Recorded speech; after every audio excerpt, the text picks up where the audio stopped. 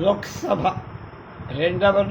రెండవ లోక్సభ స్పీకర్ బహుముఖ ప్రజ్ఞాశాలి శ్రీమాన్ మాడభూషి అనంతశయనం అయ్యంగార్. బహుముఖ ప్రజ్ఞాశాలి, భారతీయ సంస్కృత విద్యాపీఠం కేంద్రీయ సంస్కృత విద్యాపీఠం అధ్యక్షులు శ్రీమాన్ మాడభూషి అనంతశయనం అయ్యంగారి జీవిత చరిత్ర పదవ భాగం 24/5/20. ఆయన లోక్సభ స్పీకర్ పదవి అయిపోయింది, బీహార్ గవర్నర్ చేశారు. ఇక తర్వాత తన నివాసం అంతా తిరుపతిలో మార్చుకున్నారు. అది చెప్తున్నారు ఇప్పుడు. తిరుపతి వాసం. అయ్యంగారి మనవరాలు కల్పన వారి సరళ జీవితాన్ని గురించి ఇలా రాశారు. తాతయ్య భగవంతుడు ఇచ్చిన వాటితో సంతృప్తి పడి తిరుపతికి వచ్చారు. వెంకటేశ్వర స్వాముల పైన పట్టుదల గల అయ్యగారు భగవంతుని పాదాలు అడివారం తలదాల్చడానికి వచ్చారు. ఒక చిన్న ఇంట్లో 1-2 కుర్చీల అలంకృతమైన గదిలో తన ఆఫీసు ఉండే. ఇరుగు పొరుగు వారు వచ్చి గవర్నర్ గారిని దర్శించడానికి వచ్చి ఆశ్చర్యచకితులై అతిథి గృహం డ్రాయింగ్ రూమ్ అంత చిన్నదై 2 కుర్చీలు, ఒక మేజాబల్, చల్లని గాలిచ్చే టేబుల్ ఫ్యాన్, చిరునవ్వులుకించే మహాత్మా గాంధీ పటం గోడకు వేలాడిబడి. ఇంటి యజమాని ఒక కర్ర కుర్చీలో కూర్చొని సంస్కృత సాహిత్యాన్ని అధ్యయనం చేస్తూ ఉండ. ఆనాటి అలాంటి సాధారణ జీవనం చాలా కష్టం. ఒక జత కట్టుబట్ట ఉండటానికి ఒక చిన్న గది, నిద్రపోవటానికి చిరు చాప మాత్రమే కావాలి. మా తాతయ్య కొన్ని వేళలలో తన బంధువులతో మిత్రులలో కలుసుకోవటానికి సైకిల్ రిక్షాలు వెళ్ళటానికి కూడా సిద్ధపడే. హిందూ పత్రిక సంపాదకుడైన కె బలరామ్ అయ్యంగారు ఒక మహోన్నత రాజకీయవేత్త, ప్రజాసేవకు, భారతమాత ఆదర్శపుత్రులని హిందూ పత్రికలో కొనియారు. హిరేన్ ముఖర్జీగా అయ్యగారిని పొగడుతూ గవర్నర్ పదవి ఈ మేధావికి విసుగు పుట్టించిందేమో, తన ఉద్యోగ విరమణ తర్వాత ఆరోగ్యంగా ఉన్న దేశ సేవకై ప్రభుత్వం వారికి ఎందుకు ఉపయోగించుకోలేదో తెలియకున్నదే. అయ్యంగారు గొప్ప విచారధారగల నిష్కర్షని ఆధ్యాత్మిక జాగృతిపై వారు వ్రాసిన ఉపన్యాసాల్లో ఈ విధంగా చెప్పారు. మనమందరం భగవాన్ రామచంద్రుడు ఇప్పటికే పూజించడం ఎందుకంటే వారి నిరాడంబర జీవితానికే. మనమెవ్వరం ధనాన్ని పూజించబో. గొప్ప మహర్షులు, సాధు పొంగవ సజ్జనుడు మన సమాజంలో పూజింపబడి గౌరవింపబడ్డారు అంటే వారి నిరాధార జీవితమే, నిరాడంబర జీవితమే ఆధారం. వారి త్యాగశీలత, దయార్ద్ర హృదయం, ఉదార హృదయాలే, స్వభావాలే మనకు తారు. వివేకానందుడు కూడా ఒకటే చెప్పారు. దేశం కఠిన నియంత అయిన అలెగ్జాండర్కి భయపడుతూ కానీ గౌరవం ఎవరికి చూపింది? వివేకానందుడు లాంటివాడు, రామకృష్ణ పరమహంసలాడు, బుద్ధుడు లాంటివాడు, శంకరాచార్య లాంటివాడు. అలాంటి వాళ్ళకి గౌరవం చూపి హృదయంలో స్థానాన్ని ఇచ్చారని ఎప్పుడూ చెప్పారు మనకి వివేకానంద. కేంద్రీయ సంస్కృత విద్యాపీఠం అధ్యక్ష. తిరుపతి ఇంట్లో పుస్తక పఠనం, దైవ చింతనలో సమయం వెళ్ళబుస్తున్న అయ్యంగార్ ప్రజాసేవ తీరుతెన్నులను పరిశీలిస్తుండగా వారికి కేంద్రీయ సంస్కృత విద్యాపీఠాన్ని అధ్యక్షుడిగా ఎన్నుకోబడటం జరిగింది. సంస్కృతం వారి ప్రప్రథమమైన ఇష్టమైన విషయం. ఆ భాషను ప్రజలకు బోధించడం వారు తన కర్తవ్యంగా విద్యాపీఠం ద్వారా తన అభిలాష పూర్తి చేయాలనుకుని అయ్యంగార్ వెనకటి రోజులలాగా చాలా బిజీగా మీటింగులకు వెళ్ళడం, సంస్కృత గ్రంథాలు చదవడం, పేదవాళ్ళకి అర్థమయ్యేలా సంస్కృత శ్లోకాలు తెలుగులో వివరించడం లాంటి పనులలో నిమగ్నమయ్య. అనంతశయనం గారి సంస్కృత జ్ఞానాన్ని సంతానం భక్తవత్సలం హిరేన్ ముఖర్జీ ప్రభుతులు ప్రశంసి సంస్కృత సదస్సులో పాల్గొని మధురా బృందావనలు సంస్కృత భాషలో ఉపన్యాసం చేసిన ఘనత అయ్యంగార్. అప్పుడే వారికి గౌరవ డాక్టరేట్ కూడా ఇచ్చారు. సంస్కృత సాహిత్యంలో కూడిన పవిత్రమైన ధర్మ ప్రవృత్తి గల అయ్యంగారు తన అంతిమ దశ వరకు సంస్కృత ప్రచారానికి పురోభివృద్ధికి నిరంతరం కృషి చేశారు. అయ్యంగారి సంస్కృత వ్యాఖ్యానాన్ని విన్న భక్తవత్సలం గారు వారిని నడయాడే కళాశాల, వాకింగ్ యూనివర్సిటీ అన్నారు. కళాశాల కాదు, విశ్వవిద్యాలయం అన్నారన్నారు. సంస్కృత పాండిత్యం గల అయ్యంగారు తన ఆంగ్ల జ్ఞానాన్ని సంస్కృత పోషణ ఉపయోగించి సంస్కృత జ్ఞానాన్ని ఆంగ్ల పద పొందికల అనేక వ్యాసాలు కావ్యాలు రచించి ఉండొచ్చు అన్నారు. అంటే రాయలేరు కానీ రాస్తే అంత గొప్పగా రాయగలిగేవాళ్ళు. సంస్కృతది విద్యాపీఠ ప్రగతికి అయ్యంగారి కారకులని అభిప్రాయపడ్డారు దాసు వామన్రావు. అయ్యంగారి గుణగణాలు అభిప్రాయాలు సాంఘిక సేవ. భాగవత్ భవాన్ అనేటువంటి కేఎం మున్షీ గారు భవాన్స్ జర్నల్ అంట. ఆ మాస పత్రికలు అయ్యంగారి గుణగణాలు ఇలా చెప్పారు: అయ్యంగారి జీవితంలో రాజకీయం ఒక భాగం, అది వారిని పూర్తిగా ఆకర్షించలేదు. రాజకీయ సమస్యలతో పాటు ఆర్థిక, సామాజిక, సాంస్కృతిక సమస్యలపై ఎక్కువ దృష్టి పెట్టారు. వారు ఒక పరమ భాగవతోత్తం. మతం అన్నది ఒకరి పుట్టుకతో రావాలి. 6వ ఏట అంటే ఉపనయనం జరిగిన వెంటనే సంధ్యావందనం, మధ్యాహ్నం గాయత్రి జపాలు నేర్చారు. ఏకసంధాగ్రాహి అయిన అనంతయనంగా సంస్కృత శ్లోకాలు, సంధ్యావందనాది మంత్రాలు అవలీలగా నేర్చారు. మంచి ఆచారం గల కుటుంబంలో జన్మించి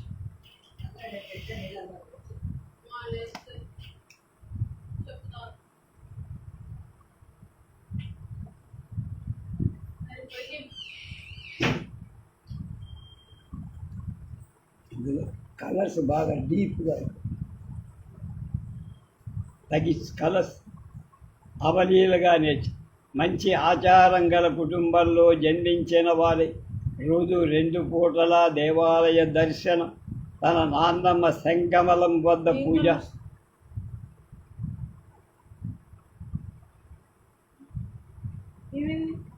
బాగా కలిసి డీప్ కలిసి పడిపోతాయి. సంగమలం వద్ద పూజా విధులు నేర్చారు. నాన్నమ్మ ఏకాదశి ఉపవాసం చేసి ద్వాదశి నాడు ఉషస్సులో భోంచేసేవారు.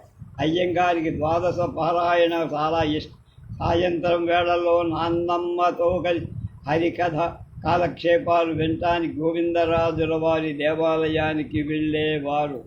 అనంతశయనం అలవాటుగా పొద్దుపూట 4ంటికే లేచి తన్నీటి స్నానం తర్వాత వెంకటేశ సుప్రభాతం రాగంతో ఆలపించారు. ఆ దినచర్యలో ఒక భాగంగా ఢిల్లీలో ఉన్నప్పుడు నాన్నగారు నన్ను రామాయణంలోని సుందరకాండ చదివి విరపించమని తీరుబడి ఉంటే శ్లోకాలకు అర్థం చెప్పారు. మద్రాస్ జనరల్ ఆసుపత్రిలో వైద్య చికిత్స పొందుతున్నప్పుడు రామాయణ శ్లోకాలు వినిపించారు. ఆ పరిస్థితిలో కూడా శ్లోకాలు విని ఆనందించారు నాన్నగారికి నారాయణ అన్న పదం మీద చాలా గౌరవం. ఒకప్పుడు మా అక్కయ్య చెల్లమ్మకు తేరు కొట్టి నాన్నగారు నారాయణ మంత్రాన్ని ఉపయోగించి చెల్లమ్మ నారాయణ నారాయణ అని 100 సార్లు పలకమన్న. నాన్నగారు చెప్పిన విధంగా అక్కయ్య తేలు కొట్టిన చోట వేలు వచ్చి నారాయణ మంత్రాన్ని 100 సార్లు వచ్చాయి. ఏం ఆశ్చర్యం! అక్కయ్య లేచి చెయ్యి విదిరించుకొని నవ్వుతూ తన జీర్ణక్రియలు మామూలుగా చేసు. ఇది ఒక సంఘటనే కాదు.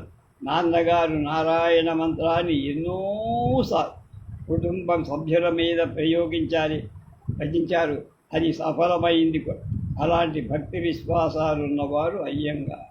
సమాచార డైరెక్టర్గా ఉండ పిఎన్వి రావుగా అయ్యంగారిని గురించి అయ్యంగారు దైవభక్తి, హైందవ సంస్కృతిలో పట్టుదలవారు.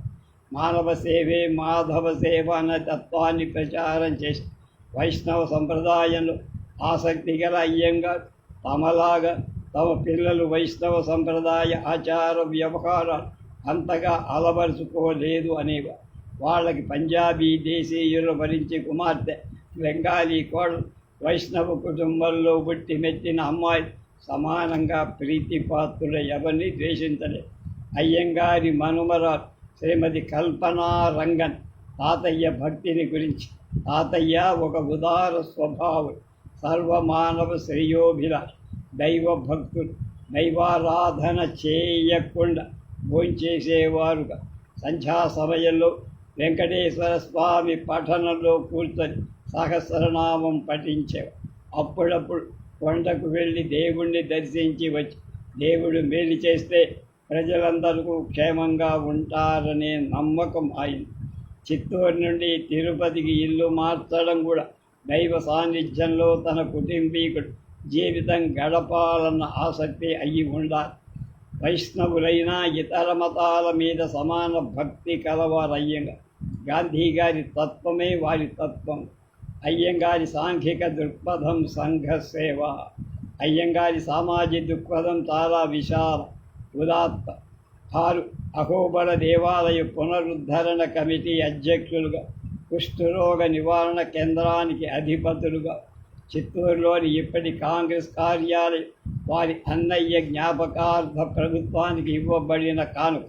తిరుపతి మహిళా విశ్వవిద్యాలయ వైస్ ఛాన్సలర్ రాజ్యలక్ష్మి గారి అంచనా ప్రకారం అయ్యంగారు విద్యాభివృద్ధి కోసం 300 సెంట్ల భూమిని దానం చేశారని, అక్కడ ఒక గ్రంథాలయ నిర్మాణం కొరకు ట్రస్ట్ ఆరంభింపబడి బ్యాంకులో 30,000 వరకు జమ అయ్యిందని, నాన్నగారు ఇచ్చే దాన ధర్మాలు కుడి చేత ఇచ్చింది ఎడమ చేతికి తెలియ, నాకు ఈ భూమి దాన విషయం ఇప్పుడే తెలియదు. అయ్యంగారి సంఘ స్నేహాన్ని గురించి చెబుతూ పాత్రికేయులు వారి సమయానుకూలత ఈ విధంగా పని. ఒకరోజు అయ్యంగారు విధాన సభకు ఆలస్యంగా సదస్సుకు ఆలస్యంగా దారిలో కారు చెడిపోవడం వల్ల సిటీకి రావటానికి చాలాసేపు వేచి ఉండిన సభ్యులు తేనీరు తాగి వెలుక. అయ్యంగారు వచ్చినప్పుడు కొందరు పాత్రికేయులు మాత్రం ఉన్నారు. అయ్యంగారు వారిని కూడా దగ్గరకు పిలిచి తాము విధాన సభలో చెప్పదలిచిన విషయాలు చెప్పి వ్రాయి పత్రికలో ప్రచురించమని ఆదేశిస్తారు. ఈ ప్రవర్తన సమయస్ఫూర్తి అయ్యంగారు ఒక్కరికే దేవుడిచ్చినవారు. పత్రికా ప్రచురణ వల్ల సభకు హాజరు కాని వాళ్ళకు కూడా లాభమే జరిగింది. అయ్యంగారు విద్యాపిపాస, పాత్రికేయ మిత్రుడు కూడా. అయ్యంగారు గొప్ప సంఘ సేవకు. తిరుపతి దగ్గరున్న అక్కారాం పల్లెలో కుష్ఠ వ్యాధి పీడితులు ముష్టివారు వాళ్ళని ఒక దేవతలా పూజించేవారు. అయ్యంగారిని చూడిసిందే పీడితులైన వాళ్ళ ముఖాలు చిరునవ్వులు పూసే. గడప దగ్గరికి వచ్చిన బిచ్చగాడు కొత్త చేతులతో చేతి నిండా బియ్యము అన్నము ఇచ్చి పంపేవారు. తాను పస్తు ఉన్న బిచ్చగాళ్ళను మాత్రం పస్తు పెట్టేవారు కాదు. ఆంగ్లరహిత ల్యాంబ్తో ఏకీభవించిన అయ్యంగారు ఇవ్వు ప్రశ్నలు వేయ, give and ask no questions.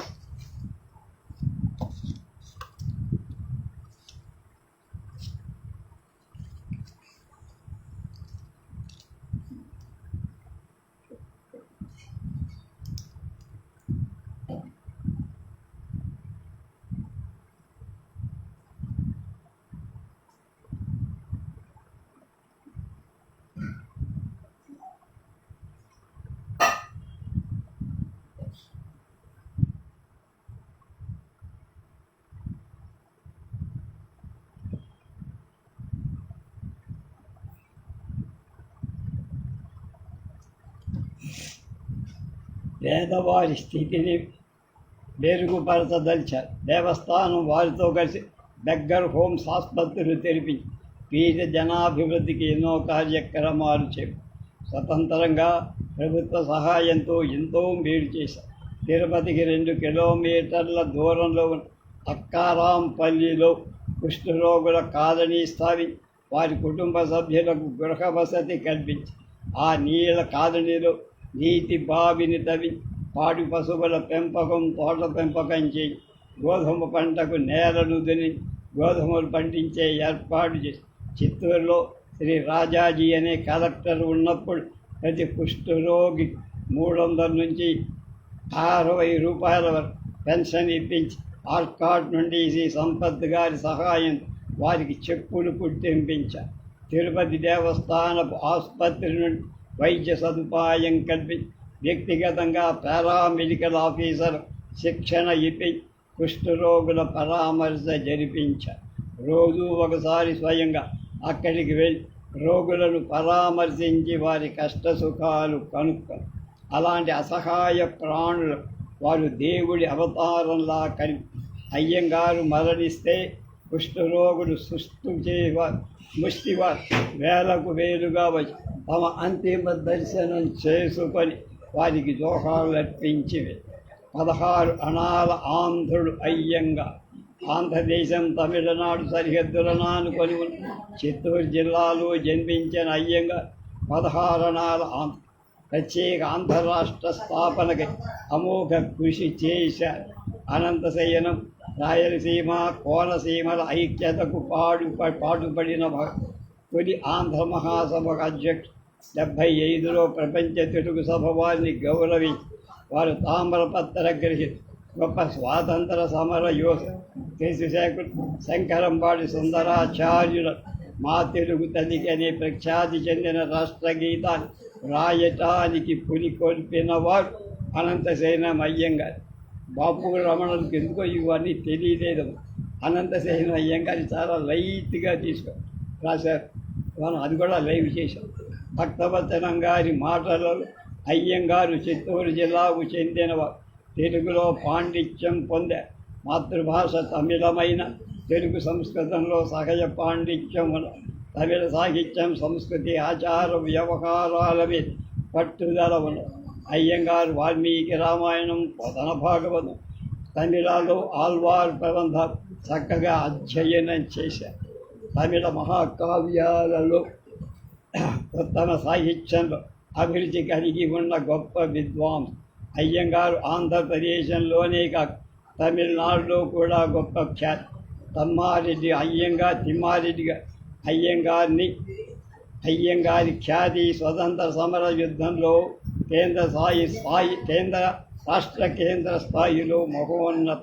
K వరదాచారితో కలిసి వారి జీవితం చిత్తూరు జిల్లా 50 ఏళ్ల దాకా ప్రబలి. వెంకటేశ్వర కళాశాల వారు అయ్యంగారి జీవి చరిత్ర వ్రాసిన వారు PhD ఇచ్చేట్లు ఏర్పాటు చెయ్యాలి.